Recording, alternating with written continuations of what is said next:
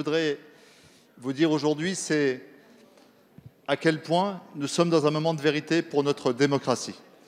Le 12 mars, le président de la République prononçait un discours qui a fait date. Nous devons tirer toutes les leçons de la crise, changer de modèle de développement, tirer tous les enseignements des failles de notre démocratie depuis des décennies. Le 23 avril, une note de Bercy, alimentée en première main par le MEDEF, donnait une position pour le moins ambiguë sur la position de la France dans la lutte contre les paradis fiscaux au nom de la directive en préparation depuis le scandale des LuxLeaks et qui, à l'instar de ce que nous avons fait en 2014 sous le gouvernement de François Hollande, vise à ce que les multinationales et les holdings aient la même transparence par rapport aux paradis fiscaux. Nous sommes aujourd'hui à une heure de vérité. Le Parlement s'est prononcé pour une transparence totale. Le Conseil a mis des réserves. Et la France est dans l'ambiguïté.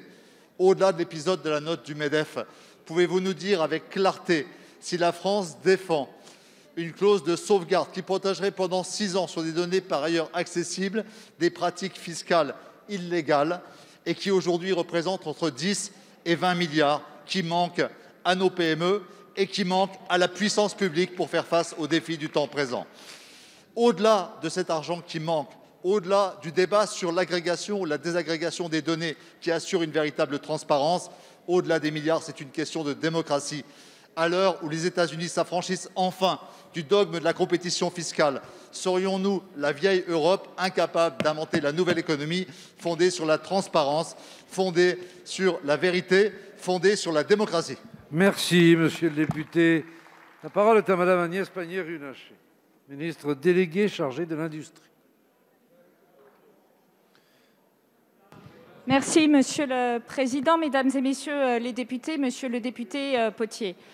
Je veux d'abord dire qu'il n'y a aucune ambiguïté sur notre attitude sur la fraude fiscale. Je crois que nous l'avons démontré ces 3 dernières années. Nous l'avons démontré par l'intensification des contrôles fiscaux, leur plus grande efficacité, le fait que nous avons obtenu des retours plus importants. Et je veux saluer ici le travail qu'a réalisé Gérald Darmanin lorsqu'il était ministre des Comptes publics et désormais Olivier Dussopt sur ce sujet-là. Et vous l'avez vu, chaque année, nous n'avons pas eu la main qui tremblait sur les contrôles fiscaux des entreprises.